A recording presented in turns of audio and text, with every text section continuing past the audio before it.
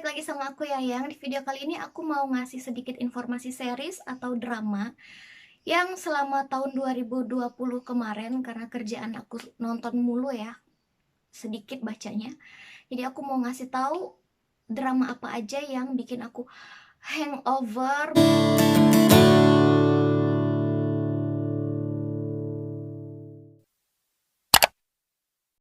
Di awal tahun 2020 ada End with an E. Series ini terdiri dari 3 season. Season pertamanya itu tayang di 2017, season 2-nya di 2018, season 3-nya di November 2019. Tapi aku pribadi sih nontonnya di awal 2020 untuk semua seriesnya. Series ini diangkat dari novel klasik karya L.M. Montgomery yang berjudul Anne of Green Gables. Cerita ini berawal dari kakak beradik Cuthbert, yaitu bernama Marilla dan Matthew. Awalnya ini mereka berencana untuk mengadopsi seorang anak laki-laki untuk ngebantu mereka mengurusi peternakan di Green Gables. Tapi ternyata yang Matthew Cuthbert temui di stasiun kereta api itu bukanlah seorang anak laki-laki, melainkan anak perempuan, yaitu Anne Shirley. Matthew mulai suka sama Anne sejak perjalanan mereka dari stasiun menuju Green Gables, karena sosok Anne ini terbilang ceriwis, ceria, dan imajinatif. Tapi ternyata respon Matthew ini berbanding terbalik sama responnya Marilla yang menolak keberadaan Anne. Nah, Marilla ini tuh menganggap terjadi kesalahpahaman antara Green Gables sama pihak panti asuhan tempat Anne berasal.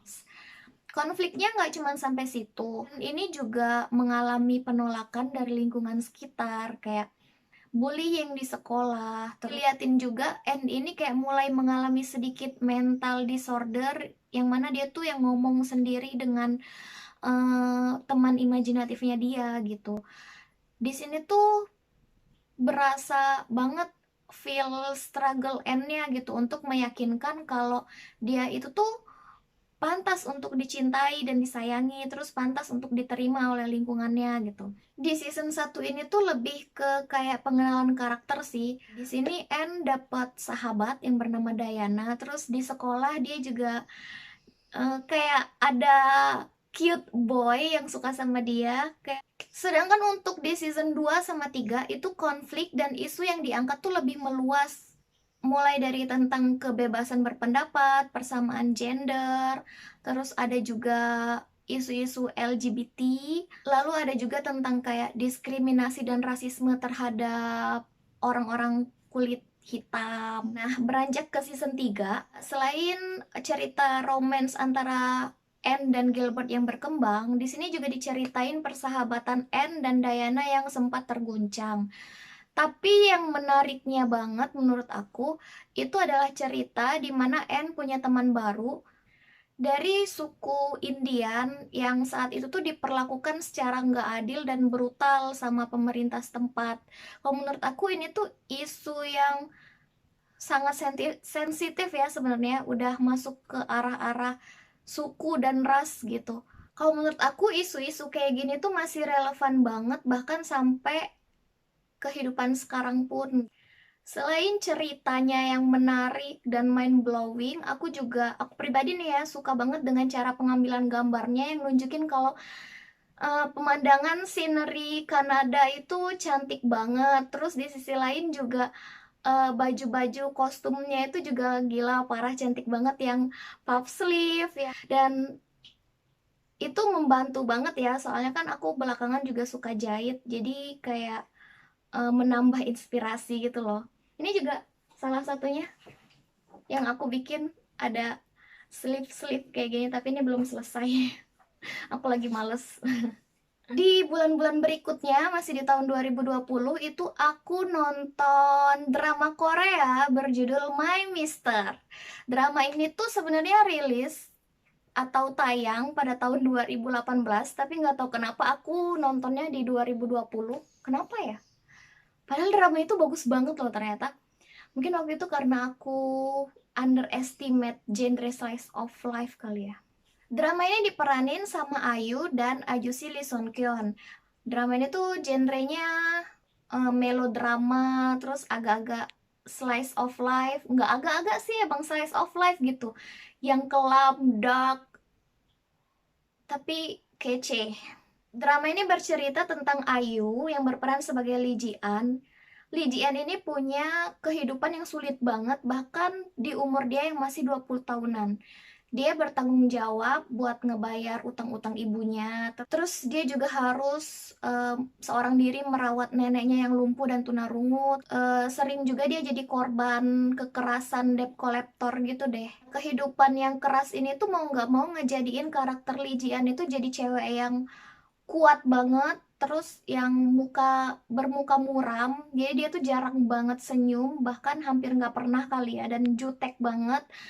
Tapi dia tuh susah, maksudnya gak gampang terintimidasi gitu. Terus yang anaknya tuh quite witty, malah bisa dibilang hampir menghalalkan segala cara buat mendapatkan uang untuk bayar utang-utangnya dia. Dia direkrut di perusahaan konstruksi dan arsitektur ternama di Korea oleh Lee Sun Kyun atau yang berperan sebagai Pak Dong Hoon yang waktu itu tuh menjabat sebagai general manager. Pak Dong Hoon ini tuh karakternya lelaki parubaya yang baik hati, jujur, terus pendiam. Dia juga tipikal family man yang sayang banget sama keluarganya. Dia punya dua saudara laki-laki yang mereka tuh bikin trio gitu dan kompak banget pokoknya, dan mereka bertiga tuh sayang banget sama ibunya. Pokoknya lovely banget deh.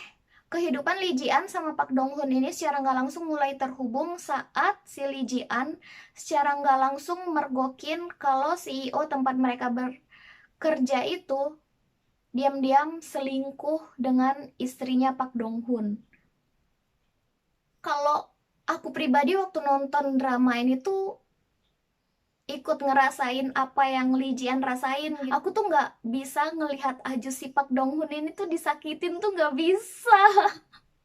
Next, di quarter terakhir di tahun 2020, aku ada drama Cina yang berjudul Goodbye My Princess. Goodbye My Princess ini tuh diangkat dari novel yang berjudul Eastern Palace. Dari informasi yang aku baca-baca ya, drama ini banyak banget dapat penghargaan. Jadi ini quite worth it. Kalau kalian mau nonton harus nonton karena aku pribadi suka banget dong sama dramanya. Ceritanya ini tentang seorang pangeran, tentu aja pangeran, tapi ini beda banget pangerannya dari bayangan kalian ya, pokoknya kalian harus nonton. Pangeran ini bernama Lee Cheng-yin, pangeran kelima dari Kekaisaran Lee. Kalian bakalan ngerasain hate and love sama karakter ini gitu. Aku sendiri tuh kayak yang gila benci banget sama dia, tapi aku cinta banget sama dia. Pokoknya hati aku campur aduk. Aku nggak tahu harus benci atau cinta sama dia.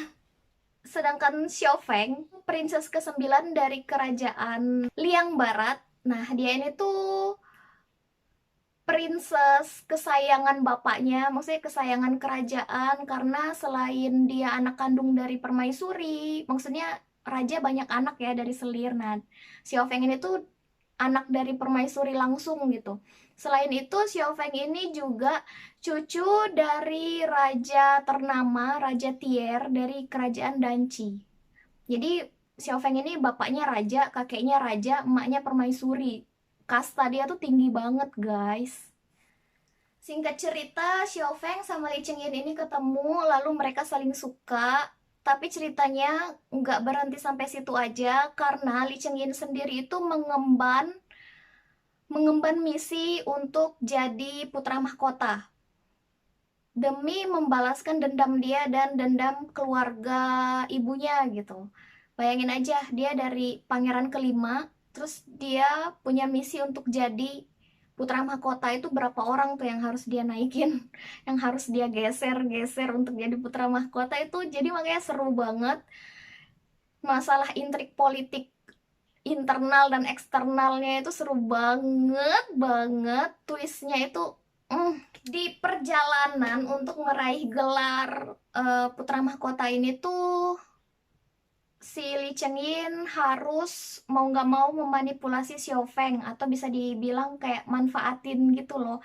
Dia tulus sama Xiao Feng, tapi dia juga harus memanfaatkan dia.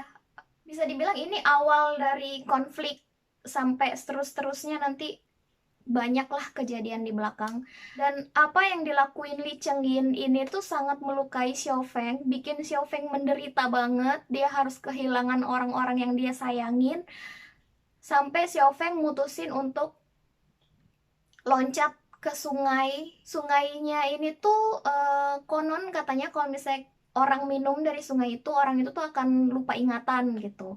Nah, si Lee Cheng Yin yang tadinya mau menolong Xiao Feng jadinya ikut terjun ke dalam sungai itu. So, mereka sama-sama lupa ingatan deh. Lalu, babak kedua kehidupan Lee Cheng Yin dan Xiao Feng dimulai. Nah, di sini tuh banyak banget rentetan kejadian yang menarik, yang twistnya itu bikin kita campur aduk, kayak dia dibawa naik roller coaster, up and down.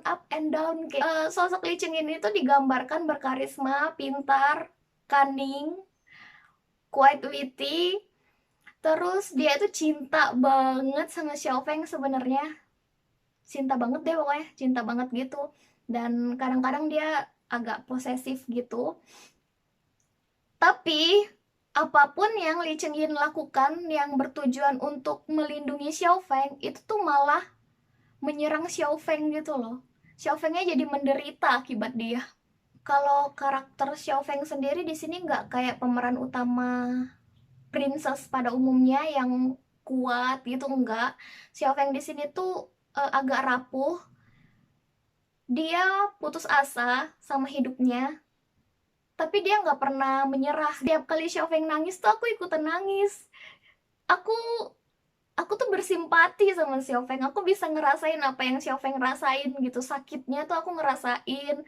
Terus kesel, terus rasa cinta dia sama Lee Cheng Yin juga aku bisa ngerasain. Lebih honest banget nih ya. Seminggu setelah aku nonton drama ini, aku tuh masih yang hangover, nggak karu-karuan deh pokoknya. Terakhir, masih dari drama Cina yang berjudul Anthem. Drama ini tuh bergenre fantasi, terus yang tentang persilatan. Kalau mereka bilang itu katanya kultivasi gitu. Drama ini diangkat dari novel berjudul Modao Zuzi. Modao Suzy. Awalnya itu aku nonton drama ini untuk ngilangin hangover aku, atau bisa dibilang pengen move on dari Goodbye My Princess. Sebelum nonton ini tentunya aku kepo dulu ya. Ini tuh termasuk drama yang viral banget di kalangan pecinta drama Cina. Awalnya tuh sempat ragu sih buat nonton ini. Soalnya novelnya sendiri tuh genrenya boys lover. Terus ditambah lagi tuh banyak banget video-video fanmade di YouTube yang ngedit gimana caranya mereka itu terlihat kayak nyata banget gitu LGBT-nya. Balik lagi ke dramanya, kenapa aku berani buat give it try? Soalnya aku baca-baca artikelnya kalau kru dari drama ini bilang kalau versi drama itu beda dari versi novel. Mereka nggak akan ngangkat isu yang eksplisit itu secara, apalagi kan isu ini juga sensitif di kalangan rakyat Cina. Dan lagi-lagi twist di drama itu tuh kita dibalik lagi kayak roller coaster lagi, up and down, up and down. Aku dibikin nangis, ketawa, senyum-senyum, terharu. Dua karakter utama kita di sini yaitu Wei Wuxian dan Lan Zhan. Ini karakter dan chemistry-nya kuat banget. Bisa dibilang nih ya, kalau ada 100 episode pun aku pasti bakalan nonton. Tapi nyatanya cuma ada 50 episode. Emang sih rada banyak kalau buat pecinta drakor, tapi nggak berasa kok nontonnya. Aku nih ya sampai ngikutin project terbarunya aktor yang jadi pemeran utamanya di Anthem gitu loh. Kayak Wang Yibo, Wang Yibo yang jadi Lan Zhan, dia punya project baru yang judulnya tuh Legend of Fei, sedangkan Xiaozan yang jadi Wei Wuxian itu dia punya project baru banget beberapa hari yang lalu itu keluar dramanya, judulnya Duo Kontinen. Itu aku berencana untuk nonton itu. Kalau yang Legend of Fei aku lagi dalam perjalanan nonton itu ya, maksudnya aku udah beberapa episode nonton gitu. Terus yang terakhir bonus, ini bukan drama tapi ini kayak TV show, judulnya Queer Eye. Iya sih, sensitif banget sih dari judulnya juga kan, aku ngerti kok. Tapi trust me teman-teman, ini isinya nggak kayak yang kalian bayangin gitu. Ini tuh isinya full tentang self improvement, self loves, pokoknya heartwarming banget ya pokoknya. TV show ini tuh tentang 5 cowok non-binary, automatically sesuai kan ya sama judulnya. Mereka ini tuh membantu klien-klien mereka untuk mendapatkan kehidupan yang lebih baik dengan cara pandang yang lebih baik pula. Di setiap episodenya itu banyak banget dikasih tips-tips dan juga quotes. Misalnya kayak tips fashion dari Tan French, terus tips grooming dari Jonathan, kayak misalnya bagaimana ngaplikasiin sunscreen gitu-gitu deh pokoknya. Terus dapat resep masakan sehat dari Anthony, dapat tips decoration and interior design from Bobby, terus dapat quotes yang kece banget dari Karamo. TV show ini tuh ada 5 season. Tapi selain 5 season ini mereka juga bikin yang versi Jepang. Versi Jepangnya ini cuma ada sekitar 4 atau 5 episode. Aku ngerekomendasiin banget TV show ini buat kalian tonton. Kalau misalnya kalian ragu untuk nonton yang 5 seasonnya ini tuh nggak usah ditonton yang 5 seasonnya itu dulu gitu. Tonton dulu aja yang versi Jepangnya, minimal give it try, nonton 1 episode lah. Kalau misalnya kalian suka, kalian bisa lanjutin nonton dan bisa nonton yang 5 seasonnya lainnya. Segitu aja video aku kali ini, makasih banget udah nonton, bye, dan sampai jumpa di video aku selanjutnya.